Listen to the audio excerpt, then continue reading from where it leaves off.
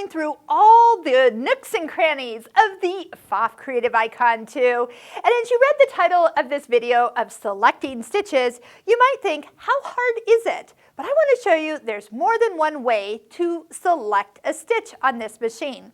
So if you don't have a screen open right here, you will find that touching the zigzag button over here on the side will open up your main menu of stitches. Now some of you might have one that's long and skinny.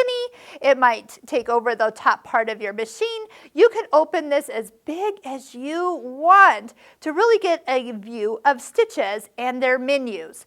As you see stitches in the utility menu, you see that they're called 1.1, and then the next menu is 1.2. It gives us a description of what these stitches are, and as you select them, that's what you'll see on the screen behind you. Now, if it's not selected, then you won't sew it. So until you go over to another stitch and actually select it, you can see that the last one you selected is still showing. So again, you can have this in any position, but once you start sewing, some people like to make this disappear.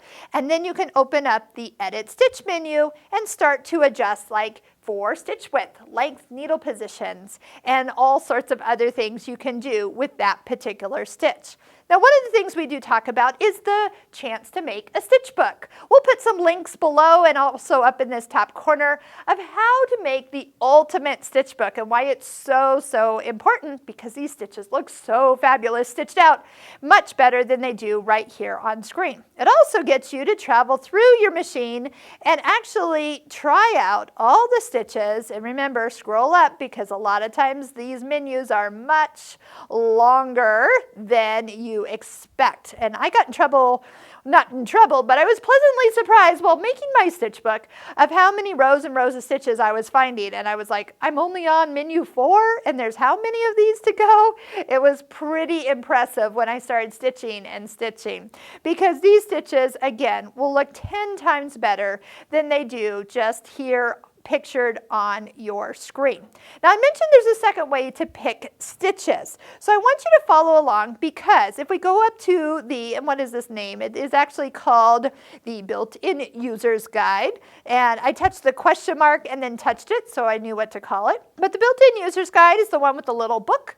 And here you can actually go in, and if you find an area where it's talking about a specific stitch, so for example, if I'm in the sewing techniques and I click on exclusive stitch techniques, and I was just looking in the ribbon stitches here.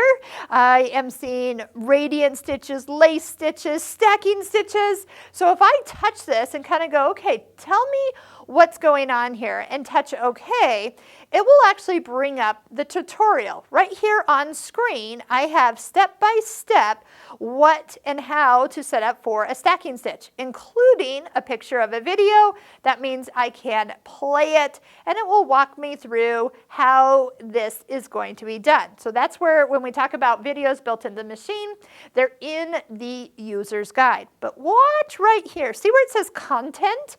If I touch content, remember we're in the stacking stitches. What it does, it takes all the stacking stitches, oh goodness, I was trying to get it all on one screen and there's more, all the stacking stitches that are available, and put it right at my fingertips. So then when I'm ready, I can go, okay, this is going to be a stacking stitch. When I touch it, it might not show that it's back there, but look, it's actually right there on screen for me to use. So I might even minimize my other menu and then bring this as my menu that I'm working with.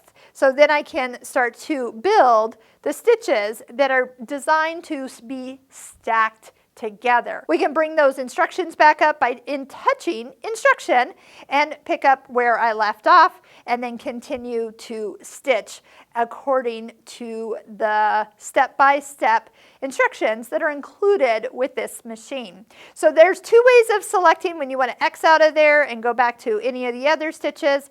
You can do that also very easily. Okay, so next up we're going to talk about all the adjustments that you can do to your stitches, from stitch width, length to needle position, mirror imaging, and such. So check out all our links below in the description if you want to watch all the free video tutorials on the beautiful Pfaff Creative Icon 2. Thanks for watching.